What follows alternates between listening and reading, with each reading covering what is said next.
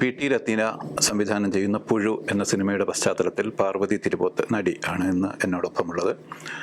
സിനിമയ്ക്ക് പുറത്തുള്ള ചോദ്യങ്ങളും അനുവദിക്കപ്പെടും എന്ന് കരുതുന്നു. സൗത്ത് റാപ്പിലേക്കും ന്യൂസ് റാപ്പിലേക്കും സ്വാഗതം പാർവതി. ആദ്യം പുഴു സിനിമയെക്കുറിച്ച് അതിൻ്റെ പേര് പ്രഖ്യാപിക്കപ്പെട്ടത് മുതൽ ഒരു ദുരൂഹത, മറ്റ് സിനിമകൾക്കില്ലാത്ത തരത്തിലുള്ളൊരു ദുരൂഹത നിലനിൽക്കുന്നത്. അതിൻ്റെ കഥയെക്കുറിച്ച് ആ ദുരൂഹത നീക്കാവുന്നൊരു സമയമായിട്ടുണ്ടോ ഇപ്പോൾ? എന്താണ് പുഴു? ഡയറക്ടറായിട്ടുള്ള രതീനയും അല്ലെങ്കിൽ ഹർഷത് ഖാൻ, സുഹാസ് ഷർഫ് ഒന്നും അതിനെപ്പറ്റി സംസാരിക്കാതെ എനിക്കതിനെപ്പറ്റി ഒരു പരിധിയിൽ കൂടുതൽ പറയാൻ പറ്റില്ലെങ്കിലും പുഴു എന്ന് പറഞ്ഞ സിനിമയുടെ ടൈറ്റിലാണെങ്കിലും വേറെ പല പല സിറ്റുവേഷൻ, ഇപ്പോൾ എന്നെ സംബന്ധിച്ചിട്ടുള്ള സിറ്റുവേഷൻ ആണെങ്കിലും കുറേ മെറ്റഫേഴ്സ് ഉണ്ട്. പുഴു ഇപ്പോൾ മേ ബി ഒരു സോഷ്യലി റെലവെൻ്റ് ആയിട്ടുള്ളൊരു സബ്ജക്റ്റാണ്. വളരെയധികം ചർച്ച ചെയ്യപ്പെടേണ്ട ഒരു വിഷയത്തിനെ തന്നെയാണ് ഇതിൽ മെയിനായിട്ടുള്ള അതിൻ്റെ ഹാർട്ട് എന്ന് പറയുന്നത് തന്നെയാണ്. പിന്നെ ഞാൻ ഒരുപാട് കാലമായിട്ട് പറഞ്ഞുകൊണ്ടിരിക്കുന്ന ചില വിഷയങ്ങളുണ്ട്. സിനിമയിൽ നമ്മൾ കാണിക്കുന്ന ചില കാര്യങ്ങൾ കാണിക്കുമ്പോൾ അത് ഏത് രീതിയിൽ നമ്മൾ കാണിക്കണം എന്നോ സെൻസർഷിപ്പോ അങ്ങനെയല്ല, ജസ്റ്റ് അതിലുണ്ടാവേണ്ട ഒരു സെൻസിറ്റിവിറ്റി ഉണ്ട്, അല്ലെങ്കിൽ അത് ചെയ്യാൻ പാടില്ലാത്ത ചില കാര്യങ്ങളുണ്ട്. അതിനുള്ളൊരു ഗ്രേറ്റ് എക്സാമ്പിളും കൂടിയാണ് പുഴു. അപ്പോൾ എന്നെ സംബന്ധിച്ചിടത്തോളം അതൊരു വലിയ ഒരു ചോയ്സ് ആയിരുന്നു ഈ പടം ചെയ്യാന്ന് പറയുന്നത്. പാർവതി ഈ അടുത്ത കാലത്തായിട്ട് സിനിമയെക്കുറിച്ചുള്ള പാർവതിയുടെ കൺസേൺസ് റിഫ്ലക്ട് ചെയ്യുന്ന ഒരു പടമാണ്. കൺസേൺസ് റിഫ്ലക്ട് ചെയ്യില്ല, സിനിമയെക്കുറിച്ചുള്ള കൺസേൺസ് അല്ല പടത്തിൽ റിഫ്ലക്ട് ചെയ്യുന്നത്. ഈ പടം ഒരു really good example of benchmark. It will be a good benchmark to say. ഞാൻ ചില കാര്യങ്ങൾ പറയുമ്പോൾ അതിനെ തെറ്റിദ്ധരിച്ചും അല്ലെങ്കിൽ തെറ്റായി വ്യാഖ്യാനിച്ചിട്ടുമുള്ള ഒരുപാട് വിഷയങ്ങളുണ്ട്. അതിനെപ്പറ്റിയും ഞാനിപ്പം ഒരുപാട് ഇനിയും പറയാൻ ആഗ്രഹിക്കുന്നില്ല. പക്ഷെ അത് എന്ത് രീതിയിലായിരുന്നു ഞാൻ ഉദ്ദേശിച്ചൊരു സിനിമ അങ്ങനെ ചെയ്യുന്നത്, അങ്ങനെയും ചെയ്യാം എന്ന് ഉദ്ദേശിക്കുന്നതിനുള്ളൊരു നല്ല എക്സാമ്പിൾ ആയിരിക്കും ഈ പടം എന്നുള്ളത്. അതിപ്പോൾ ഞാൻ ഈ പടത്തിൻ്റെ ഭാഗമായിരുന്നില്ല എന്നുണ്ടെങ്കിലും ഞാൻ ഈ പടം കാണുമ്പോൾ ഞാൻ പറഞ്ഞത് ഇതാണ് ഞാൻ നേരത്തെ ഉദ്ദേശിച്ചിട്ടുണ്ടായിരുന്നതെന്ന് എനിക്ക് പറയാൻ പറ്റും. ഈ അണിയറ പ്രവർത്തകരിൽ നിന്ന് നമുക്ക് ചോർന്ന് കിട്ടുന്ന കാര്യങ്ങളനുസരിച്ച് ഇത് മനുഷ്യബന്ധങ്ങളിലെ പൊളിറ്റിക്സിനെ കുറിച്ച് പറയുന്നു എന്നാണ് ഞാൻ മനസ്സിലാക്കുന്നത്. Exactly. So whenever we talk about politics, gender politics ആവാം, വേറെ എന്ത് പൊളിറ്റിക്സിനെ പറ്റി സംസാരിക്കുമ്പോഴും ഒരു പരിധിയിൽ കൂടുതൽ നമ്മളിങ്ങനെ ചില ക്യാരക്ടേഴ്സ്, നമ്മളെല്ലാവരും നല്ല വ്യക്തികളൊന്നുമല്ല. അപ്പം നല്ല വ്യക്തികളല്ലാത്ത ആൾക്കാരുടെ കഥകളും വളരെ ഇമ്പോർട്ടൻ്റ് ആണ് ഉണ്ടാക്കുന്നത്. അതിപ്പം ഏത് ക്യാരക്ടറാണെങ്കിലും ഫിലിമിൽ ഇപ്പോൾ ലീഡാണ്, സപ്പോർട്ടിങ് ക്യാരക്ടർ ആരാണെങ്കിലും അവരെങ്ങനെയാണോ അതേപോലെ കാണിക്കുക എന്നുള്ളത് ഇമ്പോർട്ടൻ്റ് ആണ്. പക്ഷേ അവർ ചെയ്യുന്ന ചെയ്തികൾ ഗ്ലോറിഫൈ ചെയ്യണോ വേണ്ടോ എന്നുള്ളത് ഒരു ഫിലിം മേക്കറിൻ്റെ ചോയ്സാണ്. ഫിലിം മേക്കർ ഏത് പക്ഷത്താണ് നിൽക്കുന്നത് ആ സിനിമ പറയണം. Exactly. So I think Ratheena does that really well. Harshad Khan എഴുതിയിരിക്കണേ, ഗുഡ് ജോബ്. പാർവതി കഴിഞ്ഞ വർഷം ഒരു അഭിമുഖത്തിൽ പറഞ്ഞത് കരിയറിൻ്റെ തുടക്കത്തിൽ ഏതാണ്ട് 90-95% ആണുങ്ങളോടൊപ്പം, പുരുഷന്മാരോടൊപ്പമാണ് ജോലി ചെയ്തത്. പക്ഷേ റീസെൻ്റ് ഇയേഴ്സിൽ കുറേയധികം സ്ത്രീകളോടാണ് ഇടപഴകുന്നത്. സ്ത്രീകളുടെ അല്ലെങ്കിൽ പുരുഷന്മാരുടെ ഈഗോയുടെ ക്വാളിറ്റിയിൽ പോലും വ്യത്യാസമുണ്ട് എന്നൊരു സെൻറ്റൻസാണ് പാർവതി കഴിഞ്ഞ വർഷം ഒരു അഭിമുഖത്തിൽ പറഞ്ഞത് ഞാൻ കേട്ടത്. ഈ സംവിധായകരുടെ കാര്യത്തിൽ അതെങ്ങനെ, വനിതാ സംവിധായകരോടൊപ്പം വർക്ക് ചെയ്യുന്നത് എങ്ങനെയുള്ള അനുഭവമാണ്? എനിക്ക് തോന്നുന്ന സെൻസിറ്റിവിറ്റിയും പിന്നെ മനുഷ്യത്വം, എംപത്തി എന്ന് പറഞ്ഞിട്ടുള്ള ഇമോഷൻസ് ഓരോ ജെൻഡർ എന്ന് പറയുന്നില്ല, ഒരു ജെൻഡർ സ്പെക്ട്രമിലുള്ള ആൾക്കാരെല്ലാവരും ക്യാരി ചെയ്യുന്നത് അവരവരുടെ ലൈഫ് എക്സ്പീരിയൻസസ് പ്രകാരമാണ്. അത് yes, it is also based on patriarchy. It is very much based on patriarchy. Patriarchy എന്ന് പറഞ്ഞു കഴിഞ്ഞാൽ ആണുങ്ങളെ മാത്രം പറ്റിയല്ല പറയുന്നത്, കണ്ടീഷൻഡ് ആയിട്ടുള്ള പേട്രിയാർക്കി നമ്മളിൽ എല്ലാവരിലും ഉണ്ട്. സോ അത് തന്നെ നമ്മളെ പല രീതിയിൽ ഇൻഫോം ചെയ്യുന്നുണ്ടല്ലോ. നമ്മളുടെ എംപത്തി ആണെങ്കിലും നമ്മൾ എത്ര സെൻസിറ്റീവായിട്ടാണ് ഒരാളെ കാണുന്നത്, അല്ലെങ്കിൽ ഒരാളുടെ പെർഫോമൻസിനെ കാണുന്നത്, അവരെങ്ങനെ സപ്പോർട്ട് ചെയ്യണം വേണ്ട എന്നുള്ളതൊക്കെ ഡിസൈഡ് ചെയ്യുന്നത്. എസ്പെഷ്യലി ഒരുപാട് ഇപ്പം സ്ത്രീ സൗഹൃദങ്ങൾ എനിക്ക് കൂടിയിട്ടുണ്ട്. കളക്റ്റീവ് ഉള്ളതുകൊണ്ട് തന്നെ you feel like very powerful and supported, you know. അത് കഴിഞ്ഞിട്ട് സ്ത്രീകളുടെ കൂടെ കൂടുതലും സ്ത്രീകൾ വരുമ്പോൾ you feel a lot safer in terms of the fact that not just physically safe but emotionally you feel safer. And I can also see changes in generally ഒരു film സെറ്റിൽ ഉപയോഗിക്കുന്ന ഭാഷ അല്ലെങ്കിൽ അന്യോന്യം എങ്ങനെ ട്രീറ്റ് ചെയ്യുന്നു എന്നുള്ള കാര്യങ്ങളിലൊക്കെ കുറേയും കൂടെ ഒരു റീവയറിങ് നടക്കുന്നുണ്ട്. അതുകൊണ്ട് so I think in that way it's very very important, especially when a woman is leading the film. ചില ഏരിയകളിലേക്ക് കുറച്ചും കൂടെ ഫോക്കസ് വരും in terms of taking care of each other. മമ്മൂട്ടിയോടൊപ്പമുള്ള ആദ്യത്തെ സിനിമയാണത്. അതും മമ്മൂട്ടിയുമായി ബന്ധപ്പെട്ട് അദ്ദേഹത്തിൻ്റെ ഒരു ഫാൻസുമായി ബന്ധപ്പെട്ടുള്ളൊരു വലിയ സൈബർ ബുള്ളിങ്ങിനൊക്കെ ശേഷം വരുന്നൊരു സിനിമയാണത്. അപ്പോൾ എൻ്റെയൊക്കെ അല്ലെങ്കിൽ ഒരുപക്ഷെ പാർവതിയുടെ ആയിരിക്കും തലമുറയിലെ ഏറ്റവും വലിയ ഒരു മെഗാസ്റ്റാർ എന്നറിയപ്പെടുന്ന ഒരാൾ. നേരത്തെ നമ്മളുടെ ഇമാജിനേഷനിലുള്ളതൊരു ഒരു മെഗാസ്റ്റാർ മമ്മൂട്ടി. പക്ഷേ ഒരു കോ ആക്ടർ എന്ന നിലയിലേക്ക് വരുമ്പം ഏതെങ്കിലും തരത്തിലുള്ള ഒരു കൂടുതൽ അണ്ടർസ്റ്റാൻഡിങ് അതിൽ വന്നിട്ടുണ്ടോ? എനിക്ക് തോന്നുന്നത് മുമ്പ് നടന്നിട്ടുള്ള ഇഷ്യൂസ് കാരണമാണോ അല്ലേന്ന് എനിക്കറിയില്ല. എനിക്ക് already my thing is that എനിക്ക് ഏത് കോ ആക്ടർ വരികയാണെങ്കിലും എന്നോടാണെങ്കിലും അങ്ങോട്ടേക്കാണെങ്കിലും ഒരു രീതിയിലും സ്റ്റാർഡം ഒരിക്കലും വന്നിട്ടില്ല. നമ്മൾ വർക്കിംഗ് സ്പേസിൽ ചെന്ന് കഴിഞ്ഞാൽ we are 2 actors in front of the camera എന്നുള്ള സ്പേസിലാണ് ഞാൻ എല്ലാവരോടും. ഒബ്വിയസ്ലി ഉള്ള സ്ഥലത്ത് റെസ്പെക്റ്റ് ഉണ്ടാവും. Will be admiring each other's work a lot. അപ്പോൾ ഞാൻ ഏറ്റവും കൂടുതൽ എക്സ്പെക്റ്റ് ചെയ്യുന്നതും ഹോപ്പ് ചെയ്യുന്നതും ഒരു കോ ആക്ടറിൽ നിന്ന് അതാണ്. And Mammootty is a prime example of that. On set, he's a professional and he comes and engages with you and proper ആയിട്ടുള്ള ഒരു give and take and everything, right? This is what makes him a really good co-actor. Not just a good actor, but a co-actor. Somebody with whom, നമുക്ക് ഒന്ന് ഇടപഴകി കുറച്ചും കൂടെ ഒരു നല്ല രീതിയിൽ നമുക്കൊരു ഇറ്റ്സ് ജുഗൽബന്ദി. നമ്മളൊരു ഫിലിം സെറ്റ് ചെന്ന് കഴിഞ്ഞാൽ everybody has their own instruments and we are all like kind of figuring out എങ്ങനെ എന്തായിരിക്കും താളം, എന്തായിരിക്കും ഇതെന്ന് നമുക്ക് ആദ്യം ഡിസൈഡ് ചെയ്തിട്ട് പോകണ്ട, ഒരുമിച്ചിരുന്നിട്ട് ക്രിയേറ്റ് ചെയ്യാം എന്നുള്ളൊരു സ്പേസിലാണ്. ഒന്നുകൂടി എക്സ്റ്റെൻഡ് ചെയ്ത് ചോദിച്ചാൽ ഒരു സമീപനങ്ങളുടെയും നിലപാടുകളുടെയും കാര്യത്തിലുള്ള ഒരു ദൂരം കുറഞ്ഞിട്ടുണ്ടോ?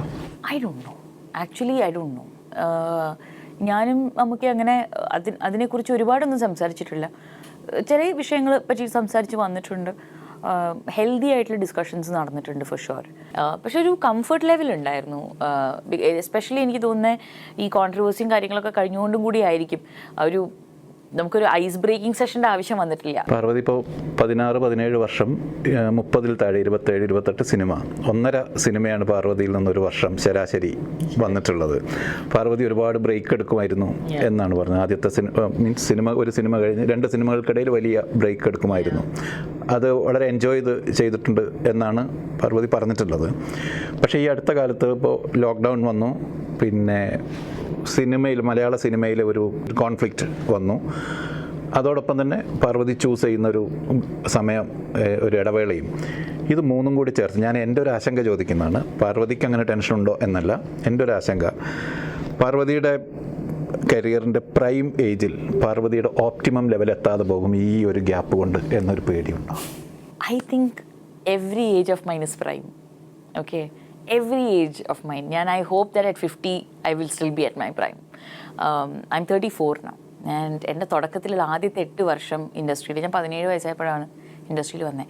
8 വർഷം എന്നോട് പലവരും പറഞ്ഞു, ഇപ്പോഴാണ് സിനിമ ചെയ്ത് പൈസ ഉണ്ടാക്കേണ്ടതും ഇതും ചെയ്യേണ്ടത്, ഇപ്പോഴല്ല ചൂസ് ചെയ്യാവേണ്ടതെന്ന് പറഞ്ഞു. കാര്യം അതാണ് പ്രൈം ഏജ് എന്ന് പറഞ്ഞു. ആ സമയത്ത് ഞാൻ എനിക്ക് ചെയ്യേണ്ട രീതിയിലും പേസിലും തന്നെ ചെയ്തു. പിന്നെ അത് കഴിഞ്ഞപ്പോൾ പറഞ്ഞു, ഫിലിം കമേഴ്ഷ്യൽ സക്സസ് ആയി, ഇതാണ് പ്രൈം ഏജ്, ഇപ്പോഴാണ് ഇത് ചെയ്യേണ്ടത്. അപ്പോഴും ഞാൻ പ്രോപ്പറായിട്ട് ബ്രേക്കൊക്കെ ഇട്ട് എൻ്റെ മാനസികാവസ്ഥ, എൻ്റെ മാനസിക സന്തുലനത്തിനെ എല്ലാം കറക്റ്റായിട്ട് നോക്കി കാര്യങ്ങൾ ചെയ്തു. ഇപ്പം 34 വേറൊരു പേസാണ്, വേറെ ഗിയറിലാണ് കാര്യം പോകുന്നത്. ആൻഡ് എൻ്റെ ഉള്ളിലുള്ള മനസ്സമാധാനം എന്താണെന്ന് വെച്ച് കഴിഞ്ഞാൽ is the confidence that at any given age I will make the most of it. Parvathi സ്വയം പ്രത്യേകിച്ച് ഈ അടുത്ത കാലത്തായിട്ട് പറഞ്ഞു തുടങ്ങിയൊരു കാര്യം, I am more than an actor എന്നാണ്. അല്ലെങ്കിൽ ഒരു ആക്ടർ എന്നതിനപ്പുറത്തേക്ക് എനിക്കൊരു റോൾ ഉണ്ടാവും എന്ന് വായിക്കപ്പെടുന്ന രീതിയിലുള്ള അത് വന്നിട്ടുണ്ട്. എന്താണത് യഥാർത്ഥത്തിൽ? ആക്ടർ എന്നതിനപ്പുറത്തേക്ക് എന്താണ് ആകാൻ പോകുന്നത് പാർവതി? സത്യമായിട്ട് പറയാം sir, I feel like it can be anything.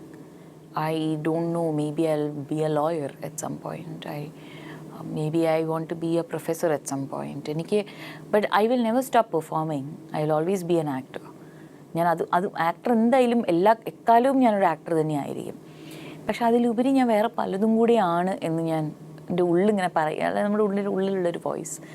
So ഞാൻ നിർത്തിയിരിക്കുന്നത് ഒന്ന് മാത്രമായി തികഞ്ഞു നിൽക്കാൻ ഉള്ള ശ്രമം നിർത്തി ഞാൻ. ഐ ക്യാൻ ആക്ട് ആൻഡ് അതിൽ ഞാൻ നന്നായി ഇനിയും എൻ്റെ എല്ലാം 100% കൊടുത്ത് ഞാൻ അഭിനയിക്കും, കാര്യങ്ങൾ നല്ല രീതിയിൽ ചെയ്യും. പക്ഷേ എനിക്ക് എല്ലാ ഡൈമെൻഷനിലും വളരണം എന്നാഗ്രഹമുണ്ട്. ആൻഡ് എനിക്ക് തോന്നുന്നത് ഇപ്പോൾ ഈ അടുത്തുള്ള കോവിഡ് വന്നും കോവിഡ് കാലത്തും ലൈക്ക് പാൻഡമിക് കഴിഞ്ഞിട്ടുള്ള പല റിയലൈസേഷൻ ആയിരിക്കും. You realise that life is so short and you never know what's going to happen. അപ്പം നമ്മൾ ചൂസ് ചെയ്യുന്ന ചില വറീസൊക്കെ മാറിപ്പോവും. ഒന്ന് അലൈൻമെൻറ്റ് വേറെയാണിപ്പം. Again I think I am back to becoming a student of many other things. Like അത് ചിലപ്പോൾ പോട്ടറി ആയിരിക്കാം, അത് എഴുത്തായിരിക്കാം, അത് ചിലപ്പോൾ ഫോട്ടോഗ്രാഫി ആയിരിക്കാം, ലോ ആണ്. അപ്പോൾ എല്ലാത്തിലും എൻ്റെ ഇൻട്രസ്റ്റ് ഇങ്ങനെ ഒരു കുട്ടികൾക്കൊക്കെ ഉണ്ടാകുന്ന കൗതുകം പോലെ ഇങ്ങനെ വളർന്നു വരികയാണ്. സോ ഐ തിങ്ക് എനിക്കൊരൊറ്റ ഇൻഡിവിജ്വൽ, ഒരു ഒറ്റ ഐഡൻറ്റിറ്റിയിൽ നിലനിൽക്കാൻ താല്പര്യമില്ല. ആൻഡ് എസ്പെഷ്യലി അത് എൻ്റെ ഉള്ളിൽ അതൊരു ചട്ടക്കൂടായി മാറരുത്. പുറത്തുനിന്ന് ചിലപ്പം ഞാൻ വേറെ പലരും ചെയ്യുമ്പോൾ ചിലപ്പോൾ ആൾക്കാർ പറയരുത്, നിങ്ങൾക്ക് ഇത് മാത്രം ചെയ്താൽ പോരെ, ഇത് അറിയുന്ന ജോലി ചെയ്താൽ പോരെ ചിലപ്പോൾ പറയും.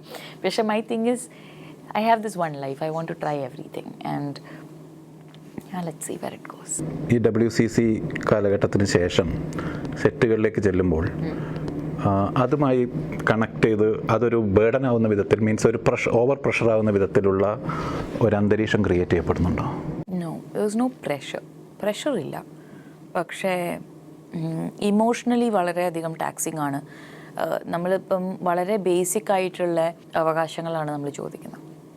നമ്മൾ ആഗ്രഹിക്കുന്നതല്ല, നമ്മൾക്ക് വളരെ ഡിസേർവിങ് ആയിട്ടുള്ള നമ്മളുടെ അവകാശങ്ങൾ നടപ്പിലാവണം, അത് എക്സസൈസ് ചെയ്യാനുള്ള സ്പേസ് നമുക്ക് വേണം എന്ന് ചോദിക്കുമ്പോൾ ഉണ്ടാവുന്ന ഒരു പുഷ് ബാക്ക് ഉണ്ടല്ലോ, it shocks me. I mean like ആർക്ക് എന്ത് നഷ്ടപ്പെട്ടിട്ടാണ് നമ്മൾ ചോദിക്കുന്ന വിഷയങ്ങൾ നടപ്പിലാക്കാത്തത്?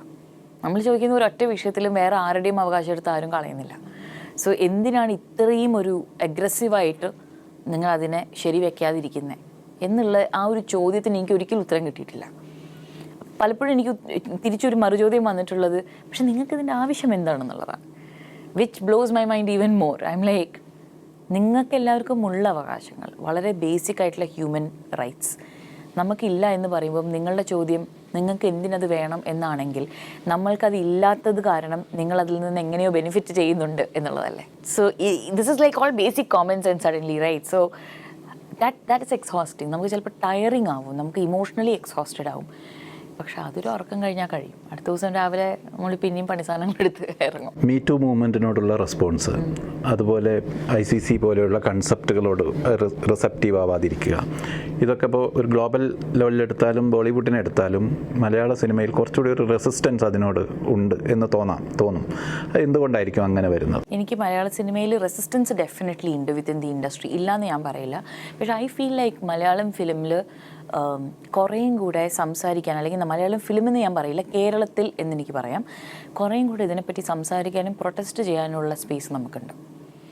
If you look at it, ബോളിവുഡിൽ ആണെങ്കിലും വേറെ ഏത് വുഡ് എടുക്കുകയാണെങ്കിലും അവിടെയൊക്കെ ഈ പ്രശ്നങ്ങളുണ്ട്. പക്ഷേ എത്രത്തോളം അത് ചർച്ച ചെയ്യപ്പെടുന്നുണ്ടെന്ന് ചോദിച്ചു നോക്കൂ. സോ ചർച്ച ചെയ്യപ്പെടാനുള്ള അവകാശ സ്ഥലം നമുക്ക് കിട്ടുക എന്ന് പറയുന്നത് വലിയ കാര്യമാണ്. പക്ഷെ അത് അവർ പറയുന്ന എപ്പോഴും എന്താ വെച്ചാൽ, മലയാളത്തിൽ ഭയങ്കര പ്രശ്നമാണല്ലോ എന്ന് ചോദിക്കും. അപ്പോൾ ഞാൻ പറയും, മലയാളത്തിൽ ആക്ച്വലി പ്രശ്നമില്ലാതെ പോകാനുള്ള ഒരു സ്പേസ് നമുക്കുണ്ട്. അവിടെ അറ്റ്ലീസ്റ്റ് നമുക്ക് സംസാരിക്കാൻ പറ്റും. ജീവന് ഭയം ഇല്ല എന്നല്ല ഞാൻ പറയുന്നത്, ഓഫ് കോഴ്സ് ഉണ്ട്. പക്ഷേ ബാക്കിയുള്ള സ്ഥലങ്ങളിലുള്ള പോലെ നമ്മുടെ വായ ടേപ്പ് അടിച്ച് ഷട്ട് ചെയ്യുന്നില്ല. അങ്ങനത്തെ ആ പ്രഷറിലല്ല നമ്മൾ നിൽക്കുന്നത്. Collective is already formed. വേറെ ഒറ്റ സ്ഥലത്ത് ഈ കളക്റ്റീവ് ഇല്ല. യഥാർത്ഥത്തിൽ റിഫ്ലക്ട് ചെയ്യപ്പെടുന്നു എന്നതാണ്. That should actually you should see ബാക്കിയുള്ള സ്ഥലത്തുള്ള സൈലൻസ് അവരെ റിഫ്ലക്ട് ചെയ്യുന്നത് എന്താണെന്നുള്ളതാണ്. ദാൻ ഇവിടെ ഭയങ്കര കോലാഹലമാണെന്ന് പറഞ്ഞാൽ ഈ കോലാഹലം സൃഷ്ടിക്കുന്നത് കാരണം നമ്മൾ പറയുന്നത് നമ്മൾ ട്രാൻസ്പെറൻ്റ് ആണെന്നുള്ളതാണ്. അറ്റ്ലീസ്റ്റ് അതിനുള്ള അവകാശം നമ്മളിവിടെ എക്സസൈസ് ചെയ്യുന്നുണ്ട്. കളക്റ്റീവ് ഫോം ആയത് 2017 പക്ഷെ അതിന് മുമ്പും നമ്മൾ അറിയാതെ പോയ പല ആക്ടേഴ്സും അല്ലെങ്കിൽ ഫിലിം മേക്കേഴ്സും ഒക്കെ ഉണ്ടായിട്ടുണ്ടാവും ഈ ഒരു ഘട്ടം വരെ നമ്മളെ സഹായിച്ചിട്ടുള്ള. അവരുടെ പേരറിഞ്ഞു പോയിട്ടില്ല എന്നുകൊണ്ട് അവരെ മാനിക്കാതിരിക്കാൻ പറ്റില്ല. പക്ഷെ കളക്റ്റീവ് വന്നതിന് ശേഷം എസ്പെഷ്യലി എത്ര ആൾക്കാർ ഈവൻ ഒരു അംശം പോലും അവരുടെ സൈഡിൽ നിന്നുള്ള ഒരു എഫേർട്ട് ഇടുന്നുണ്ടെങ്കിൽ they are on the right side of the history. That's all that matters right now. ഇപ്പം കളക്റ്റീവ് എന്ന് പറഞ്ഞാൽ പാർവതി തിരുവോത്ത് അല്ല. കളക്റ്റീവിൻ്റെ ഒരു അസ്തിത്വം ആര് വരുന്നു പോകുന്നു എന്നുള്ളതിലല്ല കിടക്കുന്നത്. Is that it will exist here. അത് മുമ്പോട്ട് കൊണ്ടുപോകാനുള്ള ആൾക്കാരെ കളക്റ്റീവ് തന്നെ ചൂസ് ചെയ്യും. ലൈക്ക് ഈ ഒരു മൂവ്മെൻറ്റ് തന്നെ ചൂസ് ചെയ്യും.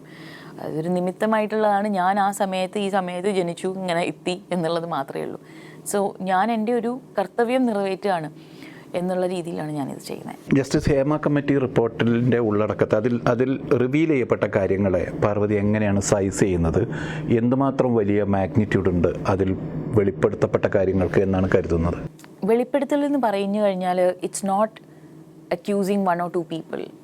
ഇറ്റ്സ് ദാറ്റ് അത് കഴിഞ്ഞിട്ടുള്ള അവരുടെ റെക്കമെൻഡേഷൻ പ്രകാരം വരുത്തേണ്ട മാറ്റങ്ങൾ, അതൊരു കേരള ഫിലിം പോളിസി ആയിട്ട് തന്നെ ഒരു പ്രോപ്പർ ആയിട്ടുള്ളൊരു കോർപ്പറേറ്റ് പോളിസി പോലെ നമുക്ക് നമ്മളെ സേവ് ചെയ്യാനും നമ്മളെ സേഫ് ആക്കാനും പ്രിവെൻറ്റ് ചെയ്യാൻ, basically prevention, prohibition and punishment. അപ്പോൾ പണിഷ്മെൻറ്റിലേക്ക് എത്തണ്ട, നമ്മൾ പ്രിവെൻറ്റ് ചെയ്യാൻ പറ്റുമെങ്കിൽ അതിലേക്ക് എത്തേണ്ട ആവശ്യമില്ല എന്നുള്ള രീതിയിലാണ് ഇത് ഫോം ചെയ്യാൻ ഉദ്ദേശിക്കുന്നത്. സോ നമ്മളിത് ചോദിക്കുമ്പം എസ്പെഷ്യലി ജസ്റ്റിസ് ഹേമയിൽ നിന്ന് തന്നെ വളരെ ഒട്ടും തന്നെ എന്താണ് പറയുക, വളരെ കണ്ടോൺ ചെയ്യാൻ പറ്റുന്ന രീതിയിലുള്ള പരാമർശങ്ങൾ നടക്കുമ്പോൾ അത്രയും ഇൻസെൻസിറ്റീവ് ആയിട്ടുള്ള ഒരാളുടെ മുമ്പിൽ പോയിട്ടാണല്ലോ നമ്മളിത് പറഞ്ഞതെന്ന് പറയുമ്പോൾ നിങ്ങളുടെ സീനിയറായ ശാരദയും അതെ അങ്ങനത്തെ പിന്നെന്തിനാ സിനിമ എന്ന് പറഞ്ഞിരിക്കുന്നതാണ് അവർ പറഞ്ഞത്. ആൻഡ് സോ ഇതൊക്കെ ഐ ഓപ്പണേഴ്സാണ്.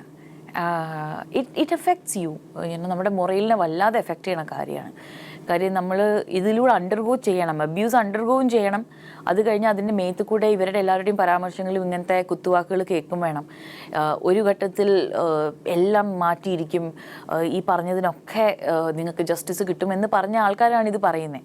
അപ്പം അവരവരുടെ ഈഗോയിനാണ് ഏറ്റവും കൂടുതൽ ഇമ്പോർട്ടൻസ് കൊടുക്കുന്നത് ദെൻ നമ്മളുടെ സേഫ്റ്റി എന്നുള്ളതാണ്. കളക്റ്റീവിലൊരു ഭാഗമാവുമെന്ന് പറഞ്ഞാൽ വളരെ ഡിഫിക്കൽട്ടായിട്ടുള്ള കാര്യമാണ്. So it's not easy. It's very important to see that നമ്മൾ പലപ്പോഴും പല ആൾക്കാരും ഫെമിനിസത്തിനെ കുറിച്ചാണെങ്കിലും അവരുടെ അവകാശങ്ങൾ, അവരുടെ കഷ്ടപ്പാടുകളെ പറ്റിയിട്ട് നമ്മളോട് കളക്റ്റീവിൽ തന്നെ ഇൻക്ലൂഡിങ് നമ്മൾ ഡിസ്കസ് ചെയ്യുമ്പോൾ you have to constantly think, ഇത് നീ അല്ല ഇവിടുത്തെ ഇമ്പോർട്ടൻറ്റ് കാര്യം, നിൻ്റെ എക്സ്പീരിയൻസ് അല്ല, പറയുന്ന ആളുടെ എക്സ്പീരിയൻസ് ആണ് ഇമ്പോർട്ടൻറ്റ്. അപ്പം നമ്മളെ സെക്കൻഡ് ആക്കിയിട്ട് പറയുന്ന ആൾക്കാരെ ഫസ്റ്റ് ആക്കുക എന്ന് പറയുന്നത് അതൊരു വലിയ എക്സസൈസാണ്. അത് ചെയ്യാൻ തയ്യാറാവണം. ഹേമ കമ്മിറ്റി റിപ്പോർട്ട് അതിൻ്റെ ഉള്ളടക്കം പുറത്തു വിട്ടാൽ ഇൻഡസ്ട്രി തന്നെ തകർന്നു പോകും എന്നൊരു വെയിൽഡ് ത്രെട്ട് ഉണ്ടാക്കുന്നുണ്ട്. അത് സബ്സ്ക്രൈബ് ചെയ്യുന്നുണ്ടോ? ഇൻഡസ്ട്രി തകരുകയല്ല ചെയ്യുക, ഇൻഡസ്ട്രി വളരും. That's what I have to say. It will clean up. And അങ്ങനത്തെ അൺവാണ്ടഡ് ആയിട്ടുള്ള എലമെൻറ്റ്സ് ഉള്ള ഇൻഡസ്ട്രി വേണ്ട എനിക്ക്. And I'm also part of the industry. So if I'm a part of the, ഇപ്പം ഞാൻ I'm a tax paying citizen, ഇവിടെ എനിക്ക് ഇഷ്ടമില്ലാത്തൊരു കാര്യം നടക്കുകയാണെങ്കിൽ ഞാൻ അതിനെതിരെ പ്രൊട്ടസ്റ്റ് ചെയ്യും. അതെൻ്റെ അവകാശമാണ് ആസ് എ സിറ്റിസൺ, റൈറ്റ്? ഞാൻ വോട്ട് ചെയ്തിട്ട് ഉള്ള പവറിലുള്ള ആൾ കറക്റ്റായിട്ട് കാര്യം ചെയ്തില്ലെങ്കിൽ എനിക്ക് ഒരു വിഷമവും അത് ക്രിട്ടിസൈസ് ചെയ്യുന്നതിന്. കാര്യം എൻ്റെ ടാക്സ് മണിയാണ് കൊടുക്കുന്നത് ഞാൻ. So I don't like that. I will say that okay, this is not something I like, ഇത് മാറ്റിയേ പറ്റൂ. അതിനനുസരിച്ചുള്ള പ്രൊട്ടസ്റ്റ് ചെയ്യും ഞാൻ. As a democracy we have that right. So why not in my workplace? So ഈ unnecessary എലമെൻസും എൻ്റെ അവകാശമില്ലായ്മയെ ചൂഷണം ചെയ്ത് അതിൽ നിന്ന് ബെനിഫിറ്റ് ചെയ്യുന്ന ആൾക്കാർ ഇവിടെ നിലനിൽക്കണ്ട. അത്രയേ ഉള്ളൂ. സിമ്പിളാണ്. എനിക്കതൊരു വ്യക്തിപരമായിട്ടുള്ള ആരോടുള്ള വൈരാഗ്യമൊന്നുമല്ല. ഇത് ബേസിക് ഹ്യൂമൻ ഡീസൻസിയാണ് അന്യോന്യം കാണിക്കേണ്ടത്. ആൻഡ് ഐ സ്ട്രോങ്ലി ബിലീവ് നമ്മൾക്ക് അവകാശം കിട്ടി എന്ന് വെച്ചിട്ട് വേറെ ആർക്കും ഇവിടെ ജോലി നഷ്ടപ്പെടാൻ പോകുന്നില്ല. ആർക്കാണ് നഷ്ടപ്പെടാൻ പോകുന്നതെന്ന് വെച്ച് കഴിഞ്ഞാൽ ഈ അവകാശം ഇല്ലായ്മയിൽ ചൂഷണം ചെയ്യുന്ന ആൾക്കാർക്ക് അത് നഷ്ടപ്പെടുള്ളൂ. ജസ്റ്റിസ് ഹേമ കമ്മിറ്റി റിപ്പോർട്ട് പുറത്തുവിടുന്നതിലുള്ള ഡിലേയും അതിൻ്റെ വിമുഖതയും അതിൻ്റെ ഇംപ്ലിമെൻറ്റേഷൻ പാർട്ട്, ആക്ഷൻ ടേക്കൺ, അത് നടപ്പാക്കുന്നതിലുള്ള ഡിലേയും എല്ലാം കൂടി വെച്ച് നോക്കുമ്പോൾ ഇതൊരു ഐ വാഷിംഗ് ആയിരുന്നു എന്ന് തോന്നുന്നുണ്ടോ? Could be. At this point എനിക്ക് അങ്ങനെ പ്രത്യേകിച്ച് വലിയ ഫെയ്ത്ത് ഒന്നുമില്ല. ഇറ്റ് കുഡ് ബി വല്ലാതെ നമ്മുടെ ഒരു ആ ടൈം ബീങ്ങിന് ഒന്ന് പുഷ് ചെയ്യാൻ വേണ്ടിയിട്ടായിരിക്കാം. പക്ഷേ ടു ബി ഓണസ്റ്റ് എനിക്ക് അങ്ങനെ ഒരു സ്റ്റേറ്റ് ഓഫ് മൈൻഡിൽ ഇരുന്നിട്ട് it doesn't do me any good. So I want to be hopeful. And ഇതല്ലെങ്കിൽ വേറെ എന്തെങ്കിലും രീതിയിൽ നമ്മൾ സത്യം പുറത്ത് കൊണ്ടുവരുത്തി അതിൽ നമ്മൾ ഒരു പിന്നോട്ടൊരു സ്റ്റെപ്പില്ല സർ. That's for sure. ICCയുടെ കാര്യത്തിൽ WCCയുടെ മൂവ് മുന്നോട്ട് പോവുകയും അത് കോടതി റാറ്റിഫൈ ചെയ്യുകയും ചെയ്തു. അങ്ങനെ റെക്കമെൻഡേഷൻ വന്നു, അങ്ങനെ കോടതി വിധി തന്നെ വന്നു. അന്ന് ഉയർന്നൊരു ആശങ്ക ഇത്തരത്തിലുള്ള റെസ്ട്രിക്ഷൻസ് അല്ല, സേഫ്റ്റി മെഷേഴ്സാണ് ബേസിക്കലി. അത് ഇത്തരത്തിലുള്ള നടപടികൾ വരുമ്പോൾ സ്ത്രീകൾക്ക് അവരുടെ പ്രസൻസ് ചുരുങ്ങിപ്പോകും. അതായത് ആക്ടേഴ്സ് എന്ന നിലയിൽ ഒരു സിനിമ മുന്നോട്ട് കൊണ്ടുപോകാൻ അത്യാവശ്യമുള്ള ആളുകൾ ഒഴികെ ടെക്നീഷ്യൻ ലെവലിലോ മറ്റ് തലങ്ങളിലോ ഉള്ള സ്ത്രീകളുടെ പ്രസൻസ് ഇല്ലാതാകുന്നതിന് ഇത് കാരണമാകും എന്നൊരു വാദം റിമ അങ്ങനെ ഒരു ആശങ്ക ഉന്നയിക്കുകയും ചെയ്തു. ആ ഒരു കൺസേൺ ഇപ്പം I don't know if I share that concern. പക്ഷേ ഫോർ ഷുവർ അങ്ങനെ ഒരു കൺസേൺ ഉണ്ടെങ്കിൽ അത് നമ്മളുടെ ഒരു വർക്ക് എക്സ്പീരിയൻസ് വെച്ച് നോക്കുമ്പോൾ ഒരു പ്രശ്നമുണ്ട്. ആ പ്രശ്നം എന്താണ്? സ്ത്രീകളെ അല്ലെങ്കിൽ മൈനോറിറ്റി സെക്സിൽ ഉള്ള ആരെയാണെങ്കിലും മെജോറിറ്റി സെക്സിലുള്ള ആൾക്കാർ ചൂഷണം ചെയ്യുന്നുണ്ട്. അപ്പം അവരുടെ ഏറ്റവും ഫസ്റ്റ് സ്റ്റെപ്പ് ഇവരെ തന്നെ അങ്ങ് അവോയ്ഡ് ചെയ്യുക എന്നുള്ളതാണ്. എന്നാൽ പ്രശ്നമില്ലല്ലോ എന്നുള്ള മട്ടില്ല. സോ എത്ര മിനിമം ആൾക്കാരെ കൊണ്ടുവരുന്നോ അത്രയും അവരുടെ പ്രൊട്ടസ്റ്റ് ഇല്ലാതെയായി പോകും എന്നുള്ളൊരു സംഭവമുണ്ട്. അതിപ്പം ഈ HCൻ്റെ ഈ റാറ്റിഫിക്കേഷന് വേണ്ടി വെയിറ്റ് ചെയ്യേണ്ട ആവശ്യമില്ല. ഓൾറെഡി ഇൻഡസ്ട്രിയിലുള്ള ഒരു അണ്ടർഗോയിങ് പ്രാക്ടീസാണ്. ഞാൻ ചില സിനിമ സെറ്റിൽ ചെന്ന് കഴിഞ്ഞാൽ മാക്സിമം ഒരു 60-65 ആണുങ്ങളുണ്ടെങ്കിൽ 3 പെണ്ണുങ്ങളായിരിക്കും. And you'll never understand how it feels unless you are in that position where it's 65 women and 3 men. അതങ്ങനെ ആ ഒരു ടിപ്പിംഗ് ഓഫ് ദി ബാലൻസ് ഉണ്ടല്ലോ, ആ ഒരു ഇംബാലൻസ് ഭയങ്കരമായിട്ട് ഫീൽ ചെയ്യണമെങ്കിൽ അങ്ങനത്തെ സ്പേസിൽ എക്സിസ്റ്റ് ചെയ്ത് വർക്ക് ചെയ്ത് നോക്കണം. വേറെ നിങ്ങളുടെ ഹെൽത്ത്, നിങ്ങളുടെ safety is none of anybody's concern, because majority is not you. അപ്പം നിങ്ങളുടെ പ്രശ്നങ്ങൾ എന്ന് പറഞ്ഞു കഴിഞ്ഞാൽ ഒന്നും തന്നെ അല്ല എന്നുള്ളതാണ്. പരിഹസിക്കപ്പെടാമെന്ന് മാത്രമല്ല, അത് ഒരു പ്രശ്നമാണോ എന്നുള്ള രീതിയിൽ നോക്കും. സോ ആ ഒരു ഇംബാലൻസ് മാറ്റിയെടുക്കണം. പക്ഷേ ഇതിൻ്റെ മറുവശം എന്താണെന്ന് വെച്ചാൽ, ഇങ്ങനൊരു റാറ്റിഫിക്കേഷൻ വന്നു and now we have an IC. More women can make films and B certain that അവർക്ക് ഈ ഒരു പ്രശ്നം നേരിടേണ്ടി വരില്ല. പക്ഷെ അത് ഉണ്ടാക്കണമെങ്കിൽ we need more producers and distributors who are women, who will also invest in women. I'm not saying women മാത്രമേ ചെയ്യുള്ളൂ എന്ന്. I mean, I think everybody will be open to it. But I think we also need decision-making spaces. We need women, which is like people who have money. ഞങ്ങൾക്ക് cinema കിട്ടുന്നില്ലെങ്കിൽ ഞങ്ങൾ cinema ഉണ്ടാക്കും എന്നൊരു നിലപാടെടുത്തിരുന്നു. അങ്ങനെ സോളിഡായ നീക്കങ്ങൾ നടക്കുന്നു. Obviously, yeah. The fact that നമ്മൾ ഇപ്പോഴും ഇവിടെ നിലനിൽക്കുന്നു എന്നുള്ളത് 5 വർഷം കഴിഞ്ഞു സർ, ഏകദേശം, since we have been formed. If you think about anybody else who's spoken up ഇതിനു മുമ്പ്, they're all gone. And ഇപ്പം പലരും തിരിച്ചു വരികയാണ് ചെയ്യുന്നത്. And I'm very happy to see that it's time. ചിലതിന് അതിൻ്റേതായിട്ടുള്ള സമയങ്ങളുണ്ട്. അങ്ങനെ ഒരു അന്തരീക്ഷം ക്രിയേറ്റ് ചെയ്യപ്പെടുന്നുണ്ട് തിരിച്ചു വരാനുള്ള. You can see so many of them, like Meera Jasmine is back and Navya Nair is back and Manju Ji is here, and so you see that like we are not going anywhere. നമ്മൾ എവിടെയും പോകുന്നില്ല എന്നുള്ള കാര്യത്തിന് ഏറ്റവും വലിയ testing ആണ്. ഞാനും എവിടെയും പോകുന്നില്ല. No matter how many projects ചിലവർ എനിക്ക് വേണമെങ്കിൽ തരില്ലായിരിക്കും. And it's okay. I also don't want to work with them. എനിക്കും അങ്ങനെ എൻ്റെ കൂടെ വർക്ക് ചെയ്യാൻ താല്പര്യമില്ല, അല്ലെങ്കിൽ ഞാൻ പ്രോബ്ലം ഉണ്ടാക്കുന്ന ആളാണ്. ഏത് ബേസിക് ഹ്യൂമൻ റൈറ്റ്സ് ചോദിച്ചൊരാൾ പ്രോബ്ലം മേക്കർ ആണെന്ന് തോന്നുന്നുണ്ടെങ്കിൽ I also don't want to work with them. Meera Jasmine ആകട്ടെ, നവ്യ നായർ ആകട്ടെ, പാർവതി ആകട്ടെ, പ്രിവിലേജ്ഡ് ആയ ആളുകളാണ്. പ്രിവിലേജിനെ കുറിച്ച് നിങ്ങൾ കൺഫസ് ചെയ്തിട്ടുണ്ട്. പ്രിവിലേജ്ഡ് അല്ലാത്ത ആളുകൾ, അവർക്ക് ഈ മൂവ്മെന്റ് നെഗറ്റീവായി ഫോർ ദി ടൈം ബീങ് ഈ ഒരു ടൈം സ്പാനിലുള്ള അണ്ടർ പ്രിവിലേജ്ഡ് ആയ സ്ത്രീകളെ എങ്ങനെ ബാധിക്കും എന്ന് അങ്ങനെ ഒരു കൺസേൺ ഉണ്ടോ? ആബ്സല്യൂട്ട്ലി കൺസേൺ ഉണ്ട്. എനിക്ക് കളക്റ്റീവിൽ നിന്നുള്ള ഏറ്റവും വലിയ ഒരു ലേണിംഗ് തന്നെ ഇസ് ദാറ്റ് ഞാൻ അവർക്ക് വേണ്ടി സംസാരിക്കരുത്, അവർക്ക് വേണ്ടി സംസാരിക്കണം. അവർക്ക് വേണ്ടി അവർ തന്നെ സംസാരിക്കാനുള്ള, അതായത് ഞാൻ ഹോൾഡ് ചെയ്യുന്ന പ്രിവിലേജ് ഇല്ലാത്ത ആൾക്കാർ സംസാരിക്കുന്ന സ്പേസിൽ ഞാൻ നിൽക്കാൻ പാടില്ല എന്നുള്ളതാണ്. So I have stop doing that. അപ്പോൾ എന്നാൽ കഴിയുന്ന രീതിയിൽ ഞാൻ ആ സ്പേസ്, നമ്മളിങ്ങനെ ഓവറാച്ച് ചെയ്തിട്ട് ഇങ്ങനെ നിറഞ്ഞു നിൽക്കുമ്പോൾ ഞാൻ ആരുടെയൊക്കെ സ്പേസിലാണ് കയറി നിൽക്കുന്നത് എന്നുള്ളത്. So my question is this: if ഒരു സ്ത്രീ എന്ന നിലയിൽ എൻ്റെ പ്രിവിലേജ് മനസ്സിലാക്കി ഞാൻ ചുരുങ്ങാൻ തയ്യാറാണെങ്കിൽ, ചുരുങ്ങാനല്ല, ഞാൻ ബാക്കിയുള്ളവരുടെ സ്പേസ് കയറി നിൽക്കുന്നു എന്ന് റിയലൈസ് ചെയ്ത് ഞാൻ അതിൽ നിന്ന് മാറി നിൽക്കാൻ ഉള്ള തയ്യാറെടുപ്പ് എനിക്ക് ചെയ്യാമെങ്കിൽ, ഓൾറെഡി എനിക്ക് നഷ്ടപ്പെട്ടുകൊണ്ടിരിക്കുന്ന സ്പേസിൽ I am just saying can men do that. എൻ്റെ എപ്പോഴുള്ളത് like we are looking after each other like that. ഇപ്പോൾ ഒരു ആലൈ എന്ന രീതിയിൽ എനിക്കുള്ള പ്രിവിലേജ് ഇല്ലാത്ത ആൾക്കാർ അവരുടെ പ്രശ്നങ്ങളും അവരുടെ ഇഷ്യൂസും സംസാരിക്കുമ്പോൾ മിനിമം കേർട്ടസി കേട്ടിരിക്കുക, വിത്തൗട്ട് ഫൈറ്റിംഗ് ബാക്ക്. പക്ഷേ അത് എന്ന് പറയാതെ ഇരിക്കാനുള്ള ബേസിക് ഡീസൻസി എനിക്ക് പഠിക്കാൻ പറ്റുമെങ്കിൽ, ഇത് ആദ്യം തുടക്കം മുതൽ എനിക്ക് ഉണ്ടെന്ന് ഞാൻ പറയില്ല. പക്ഷേ over a period of time I have learn some lessons, some really hard lessons, and I'm very very grateful. അതെന്നെ പഠിപ്പിച്ചു തന്നിട്ടുള്ള എല്ലാവരോടും ഞാൻ നന്ദി പറയുന്നു. സോ ഇനിയും ഞാൻ പഠിച്ചുകൊണ്ട് തന്നെ ഇരിക്കുക. പക്ഷേ സോ ഈ ഡീസൻസിയാണ് ഞാൻ ആണുങ്ങളിൽ നിന്ന് പ്രതീക്ഷിക്കുന്നത് ഇൻഡസ്ട്രിയിൽ. So I do agree with you. ഇതൊരു ആക്വിസിഷനായിട്ട് ഞാൻ എടുക്കുന്നേ ഇല്ല. ബിക്കോസ് എൻ്റെ guilt as somebody, as a privileged person, അത് ആരെയും സഹായിക്കില്ല. എൻ്റെ actions as a privileged person is all that matters. So I will do my best in not disrespecting them. That's all I can do right now. എനിക്ക് പറ്റാവുന്ന വേറെ ഐഡിയാസും സ്പേസസും കിട്ടുമ്പം, കുറേയും കൂടെ പവർ കിട്ടുമ്പോൾ ഞാൻ ആ സ്പേസ് ഇനിയും കുറേയും കൂടെ ക്ലീൻ ചെയ്യാൻ ശ്രമിക്കും, എനിക്കുള്ള പ്രിവിലേജ് യൂസ് ചെയ്തുകൊണ്ട് തന്നെ. My question is, if I can do this using my privilege which I feel is still ഭയങ്കരമായിട്ട് കഷ്ടപ്പെട്ട് കിട്ടിയിട്ടുള്ളത്, ഒരുപാടൊന്നും കഷ്ടപ്പെടാതെ തന്നെ ആ പ്രിവിലേജ് ഓൾറെഡി എക്സിസ്റ്റ് ചെയ്യുന്ന ആൾക്കാർ, especially men who are the majority, അവർ നമുക്ക് വേണ്ടി സ്റ്റാൻഡപ്പ് ചെയ്യുകയാണെങ്കിൽ, നമുക്ക് വേണ്ടിയുള്ള സ്പേസ് ക്രിയേറ്റ് ചെയ്യുകയാണെങ്കിൽ, imagine what justice will prevail. One word or one reaction. ഇപ്പോഴും നമ്മൾ അനുഭവിച്ചുകൊണ്ടിരിക്കുന്ന പല കാര്യങ്ങളും ഈ ചോദ്യം, sir you will ask me, will you ask one of the male actors in the industry? You won't. Nobody is going to do that.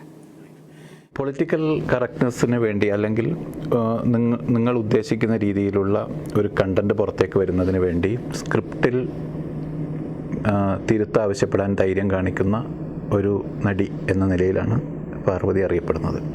ഒരു പക്ഷേ അത്തരത്തിലുള്ള സജഷൻസ് മുന്നോട്ട് വെക്കാനെങ്കിലുള്ള ധൈര്യം, അത് സാധാരണ ലീഡിങ് മെയിൽ ആക്ടേഴ്സ് മാത്രം, അവരുടെ പർപ്പസ് പൊളിറ്റിക്കൽ കറക്റ്റ്നെസ് അല്ല എന്നേ ഉള്ളൂ, അങ്ങനെ അവർക്ക് മാത്രമേ ആ ഒരു സ്വാതന്ത്ര്യം ഉണ്ടായിരുന്നുള്ളൂ.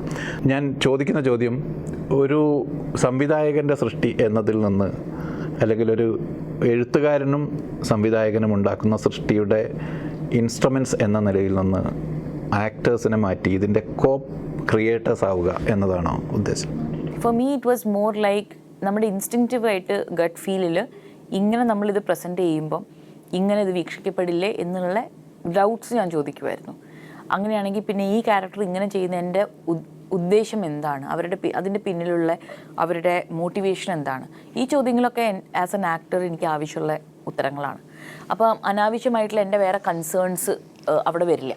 ഇപ്പോൾ ഒരു പടം ചെയ്തുകൊണ്ടിരിക്കുന്ന സമയത്ത് you are taking a leap of faith with the director.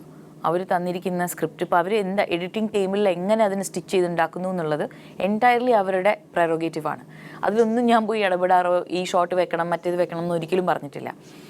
പക്ഷേ if there is A conversation and there is A discussion, I will say that ഈ സീനിൽ ഇങ്ങനെ ഇത് കാണിക്കുമ്പം ഇതിങ്ങനെ വീക്ഷിക്കപ്പെടാം, അത് എൻ്റെ ഒരു വാലിഡ് കൺസേൺ ആണ് എന്ന് ഞാൻ പറയും. അവിടെ അത് ഇമ്പാക്ട് ചെയ്യുന്ന കമ്മ്യൂണിറ്റി അല്ലെങ്കിൽ വ്യക്തികൾ ആയിരിക്കാം, അതാവാം, അല്ലെങ്കിൽ ഇറ്റ് ഈസ് ജസ്റ്റ് ബേസിക് ഒരു sense of right and wrong for me. ഇപ്പം ഉയരെ എന്ന് പറഞ്ഞ ഫിലിമിലൊക്കെ me and the writers have had like massive discussions.